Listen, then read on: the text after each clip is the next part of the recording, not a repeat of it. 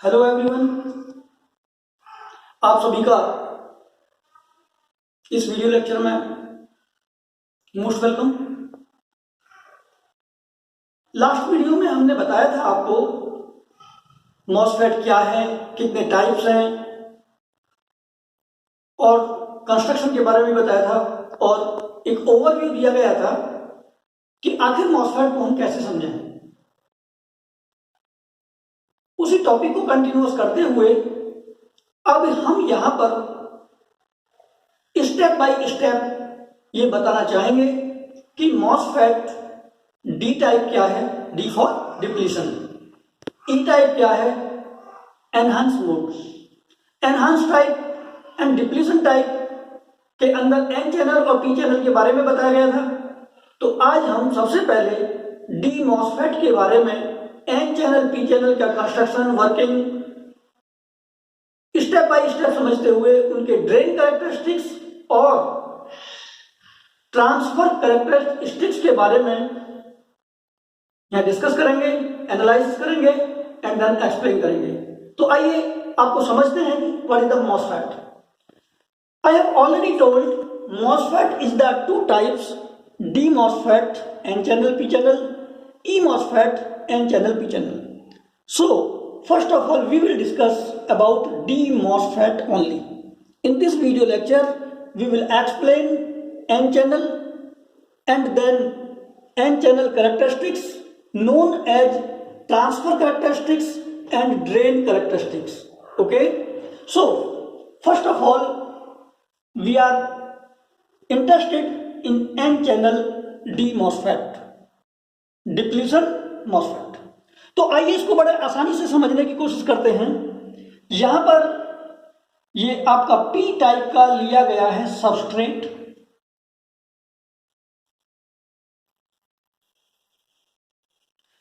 P type semiconductor के अंदर ये जो एन टाइप आप देख रहे हैं, ये दो टाइप के सेमीकंडक्टर एन टाइप के पी टाइप के अंदर डिफ्यूज किए गए।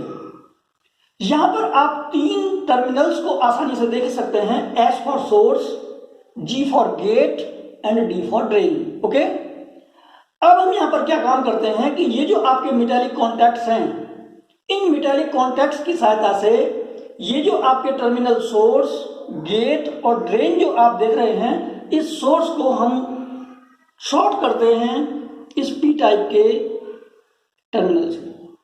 ओके, तो जैसे ही हम S को इस पी टाइप के टर्मिनल से शॉर्ट करते हैं, इस शॉर्ट करने के साथ साथ तो ये केवल तीन टर्मिनल डिवाइस हो जाती है, सोर्स, गेट और ड्रेन। क्लियर? अब हम यहाँ के थोड़े से स्ट्रक्चर के बारे में दोबारा रिपीट करें तो डी मॉसफेट के अंदर एक ऐसी व्यवस्था होती है कि ये जो दोनों एन टाइप की जो सेमीकंडक्टर्स हैं, इनके बीच में ये जो लाइन आपको दिखाई दे रही है रेड कलर से, इसे हम कहते हैं चैनल। Very important term. ये जो चैनल है इसमें स्टार्ट से ही एग्जिस्ट होता है और यहां पर ये जो आप देख रहे हैं एक बैटरी लगाई गई है जो पॉजिटिव टर्मिनल और नेगेटिव टर्मिनल के लिए है और यहां से वोल्टेज अप्लाई किया जाता है ड्रेन की तरफ। ओके, तो जैसे ही हम यहां पर वोल्टेज अप्लाई करते हैं तो इस तरफ हमारी आईडी ड्रेन करंट ड्रेन से होती हुई जाती है और ड्रेन से होती हुई ये इस तरह की व्यवस्था इस तरह से चैनल के थ्रू और ये सोर्स टर्मिनल पे पहुंच जाती है। ओके, जैसे सोर्स टर्मिनल पे जाएगी तो ये आपका फ्लो इस तरह से इस तरह से इस तरह से और आपका ये सर्किट पूरा कंप्लीट थ्रू द चैनल हो जाता है। This is the path of the current, it is very important. If we are thinking about the flow of the electron, then flow of the electron is always opposed to the flow of the direction of the current. So the electrons flow in that direction, in that direction, and that direction, and this. Okay. So the flow of the current in that direction means anticlockwise. If we are taking the direction of the electrons, so it will take the reverse path opposite to the direction of the current. Okay. So यहाँ पर अगर हम N channel की बात कर रहे हैं, अब इसी तरीके से अगर हम पी चैनल को समझना चाहते हैं तो हम क्या काम करेंगे कि पी टाइप की जगह पर हम एन टाइप का सबस्ट्रेट लेंगे। जहां पर एन टाइप सेमीकंडक्टर्स लिए गए हैं वहां पर हम पी टाइप सेमीकंडक्टर्स को डिफ्यूज करेंगे। Source, gate, drain source, gate और ड्रेन बिल्कुल ऐसे ही रहेंगे। तो इसलिए पी टाइप के चैनल की बहुत ज्यादा व्यवस्था नहीं होते हुए that is the mirror image, तो इसे भी आसानी से समझा सकता है। Nothing is impossible to explain in the following way. So N channel को ही कंटिन्यूस करते हुए अब हम यहाँ पर हम ये समझना चाहेंगे कि यहाँ पर हमारे 3 प्रकार के केसेस अराइजेस होते हैं।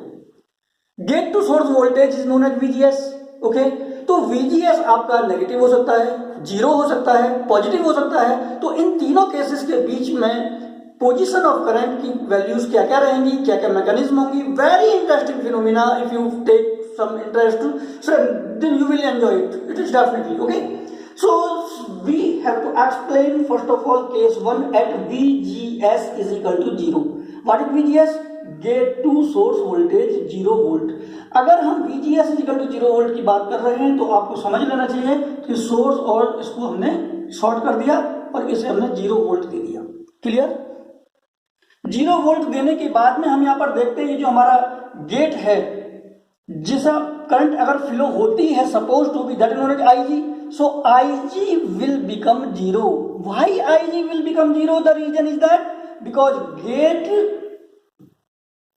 terminal is isolated from the remaining device because silicon dioxide insulated layer exists between them. Okay, so IG or gate terminal isolated from the remaining other devices. Clear? तो यहां पर कोई भी गेट का current flow नहीं होगा always. और presence of SiO2 का जो लेयर है वो हमेशा इनपुट इंपीडेंस को हाई रखता है।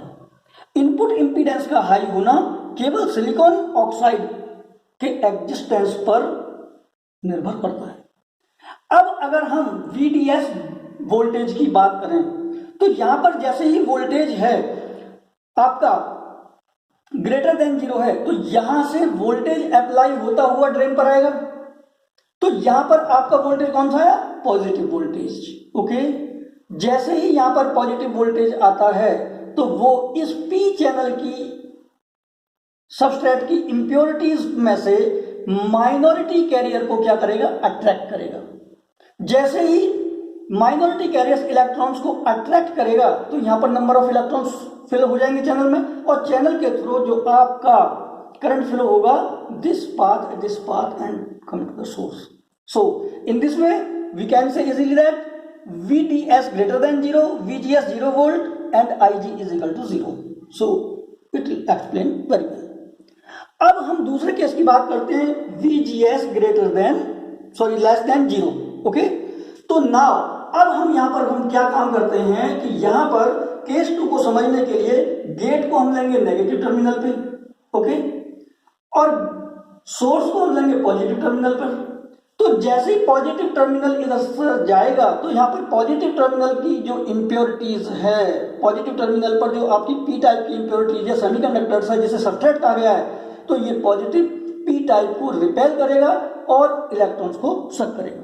तो ऐसी स्थिति के अंदर हम यहाँ पर देखना चाहेंगे कि जैसे ही नेगेटिव वोल्टेज गेट पर अप्लाई करेंगे तो इसकी वजह से क्या होगा कि फ्री इलेक्ट्रॉन्स को towards the P type substrate repel करेगा और होल्स को अपनी तरफ अट्रैक्ट करेगा। जब इस चैनल में फ्री इलेक्ट्रॉन्स कुछ पहले से मौजूद थे और यहां से पी टाइप को रिपेल किया तो वो भी यहां पर आ गए, तो यहां पर इलेक्ट्रॉन और होल दोनों मिलकर रिकम्बाइन हो गए और रिकम्बाइन होने की वजह से यहां पर जो फ्री इलेक्ट्रॉन्स है बहुत कम रह जाते हैं, जिसकी वजह से करंट तो फ्लो होगी लेकिन पहले से कंपैरिजन में बहुत कम अमाउंट में होगी। तो finally we can say that therefore ID decreases. तो आईडी डिक्रीजेस क्यों हुआ इसे हम दोबारा भी समझ सकते हैं कि यहां से जो आपके होल हैं वो चैनल की तरफ अट्रैक्ट हो गए, यहां से पहले से फ्री इलेक्ट्रॉन्स थे, फ्री इलेक्ट्रॉन्स और होल्स मिलकर रिकम्बाइन हो गए, जो थोड़े बहुत by less amount free electrons बचे तो उनके कारण से जो करंट फ्लो हुई दैट इज आईडी करंट, और वो आईडी करंट हमेशा डिक्रीज रहेगी। अब हम यहां पर थर्ड केस की बात करना चाहेंगे VGS greater than 0। VGS greater than 0 means gate positive terminal और ये आपका सोर्स नेगेटिव टर्मिनल।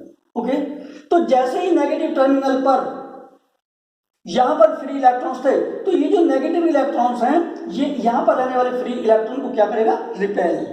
ओके, और रिपेल करने के बाद में आपका जो VGS, जैसे ही हम बढ़ाते जाएंगे वोल्टेज तो VGS अप होगा, और VGS अप होने की वजह से यहाँ पर फ्री इलेक्ट्रॉन्स काफी इंक्रीज हो जाएंगे, और फाइनली जो हमारी जो ID करंट है वो भी इंक्रीज हो जाती है।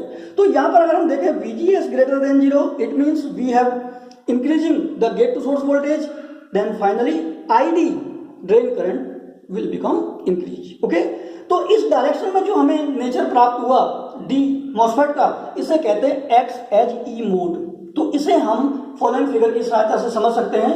अगर हम यहाँ पर एन चैनल का कैरेक्टरिस्टिक्स खींचते हैं तो ये that is the ID, obviously milli ampere. तो मिली एम्पियर में VGS gate to source voltage we have already taken. तो यहाँ पर ये जो इधर वाला जो पार्ट है इसको हमेशा कहेंगे हम ई मोड। ई mode means enhance mode. Okay, तो जो एनहांस मोड इधर दिखाया गया है, और यहाँ पर जो वैल्यू दिखी गई है 0.3 VP, तो यहाँ पर 0.3 यहाँ पर पिंच ऑफ वोल्टेज कहा जाता है, जो हमें कैरेक्टरिस्टिक्स में दिखाई देता है। तो इस फिगर के अंदर इस मोड को कहेंगे डिप्लेशन मोड, और डिप्लीशन मोड के इस रीजन के दूसरी तरफ होगा हमारा एनहांस मोड। तो एनहांस मोड और डिप्लीशन मोड को जो लाइन हमारी इंटरसेक्ट कर रही है that is known as ID drain current in milliampere and VGS in the negative values. So these are known as transfer characteristics of n channel D MOSFET. Okay? अब हम यहाँ पर इसी तरीके से अगर ड्रेन कैरेक्टरिस्टिक्स की बात करें, कौन सा कैरेक्टरिस्टिक्स? Drain characteristics. तो ड्रेन कैरेक्टरिस्टिक्स में ID वर्सेस VDS के बीच में जैसे हम ग्राफ खींचते हैं, और VGS की डिफरेंट वैल्यूज के लिए अगर हम +1 volt, 0 volt, -1 volt, -2 volt, -3 volt and -4 volt के बीच में ग्राफ का नेचर देखते हैं तो हमें इस तरीके से प्राप्त होगा। और यहाँ पर ये जो IDSS को इंडिकेट किया गया है that is known as maximum saturation drain current. Okay, IDSS। तो IDSS की value IDSS/2, IDSS/4 depends upon the parameters. तो यहाँ पर सबसे ज्यादा इंपॉर्टेंट बात नोट करने की है कि VGS = VP = -6 वोल्ट। तो यहाँ पर अगर डिफरेंट वैल्यूज ली जाती हैं तो यहाँ पर -6 वोल्ट पर आपको जो मिलेगा that is known as pinch off voltage. Okay, तो यहाँ पर ट्रांसफर कैरेक्टरिस्टिक्स के अंदर पिंच ऑफ वोल्टेज कितने पर मिला? 0.3 वोल्ट पर। इधर कितने पर मिला? -6 वोल्ट पर। दे आर द स्टैंडर्ड और the experimental values just like this. Okay, so जैसे हमने पी चैनल के बारे में बताया था, तो पी चैनल के बारे में अगर हम बात करें तो यहाँ पर अगर ट्रांसफर कैरेक्टरिस्टिक्स देखते हैं पी चैनल के बारे में, तो हमने ID milli ampere versus VGS volt के बीच में ग्राफ खींचा। तो ये जो यहाँ पर आपको लाइन दिखाई दे रहा है, इस तरफ रहेगा आपका एनहांस मोड और इस तरफ रहेगा आपका डिप्लीशन मोड। तो जैसे ही यहाँ पर 0 -1 वोल्ट की वैल्यू होती है तो इसे एनहांस मोड कहा जाता है, और IDSS यहाँ पर आपको मिलेगा, ये आपका एनहांस मोड, और ये E मोड में वर्क करेगा और इधर आपका D मोड में वर्क करेगा that is known as depletion mode. अब अगर हम यहाँ की बात करते हैं ड्रेन कैरेक्टरिस्टिक्स के बारे में पी चैनल के केस में, तो ड्रेन कैरेक्टरिस्टिक्स में VDS के डिफरेंट वैल्यूज के लिए आप देख रहे हैं हमने ग्राफ खींचा है वर्सेस ID। तो जैसे ही हम ग्राफ खींचते हैं -1 volt, 0 volt, 1 volt, 2 volt, 3 volt, तो इस तरह का ग्राफ का नेचर मिलता है और that is known as IDSS। पिछले लेक्चर्स में अगर हम जाएं यहाँ पर तो ID मिली एम्पियर के अंदर ये जो वोल्टेज आप देख रहे हैं VGS +1 वोल्ट, 0 वोल्ट, तो ये जो आपका मोड है इसे कंबाइन किया गया, ये आपको मिलेगा E मोड। तो E मोड के अंदर +1 और 0 वोल्ट लगेगा, तो 0 and +1 that is the E mode. And if we are going to the decreasing value of the voltage VGS 0 -1 -2 -4 0 -1 -2 -3 -4 -5 -6 so on, so it will become 0.3 pinch of voltage and that is known as transfer characteristics. So this is the some comparison between N channel and P channel. This is the transfer characteristics, this is the transfer characteristics। अगर आप इधर देख रहे हैं तो ये part इस तरफ है और ये पार्ट इधर, और इधर आप देख रहे हैं एकदम जस्ट मिरर इमेज है। तो अगर आप यहाँ पर एक मिरर शीशा लगा के देखें, ओके, तो आपको ये फिगर दिखाई देगा। तो जैसे ही आप इस फिगर को देखेंगे तो आपको लगेगा कि आप एन चैनल और पी चैनल में कोई भी प्रॉब्लम आपको होने वाली नहीं है। तो अब हम यहाँ पर आगे बढ़ते हुए बताना चाहेंगे कि इसके जो पेक्युलरिटीज हैं इस डी टाइप मॉसफेट की वो क्या है। तो डी टाइप मॉसफेट के लिए हमेशा याद रखेगा कि ये जो चैनल है ये always present. First peculiarity is that channel is always present. Okay, gate is isolated, this is gate, this is the isolated, from remaining device by A SiO2 layer. ये जो सिलिकॉन डाइऑक्साइड की layer है इसकी वजह से gate है, ये remaining device से क्या रहेगा, आइसोलेट रहेगा। ओके, तो जैसे ही वेरी लो इनपुट करंट होता है तो so very high input resistance. तो लो इनपुट करंट और वेरी हाई इनपुट रेजिस्टेंस की वजह से ये डिवाइस काफी पॉपुलर है और इसे हम वेरी हाई फ्रीक्वेंसी पर भी ऑपरेट कर सकते हैं। तो these are all about the peculiarities of the D type of the MOSFET. Now we will discuss about the application very short. तो एप्लीकेशन के बारे में बात करें, I have already told you about the application of the D MOSFET. D MOSFET का application क्या है कि एम्पलीफायर की तरह से काम कर सकते हैं, स्विच की तरह काम कर सकते हैं, और इसके अलावा क्या है कि जो कंज्यूम वेरी लो पावर, इसमें वेरी लो पावर कंज्यूम होती है, और battery operated devices like calculator, watches etcetera present MOSFET। जैसे कि आप बैटरी से ऑपरेट होने वाली रिस्ट वॉच देख रहे हैं या कैलकुलेटर देख रहे हैं, तो इस टाइप की घड़ियों में भी या कैलकुलेटर में इस तरह के MOSFET का यूज किया जा सकता है और किया जाता है। ओके, तो आज के लिए इतना ही। तो आगे वाली जो वीडियो में हम शुरू करेंगे ई MOSFET। Okay, thank you very much.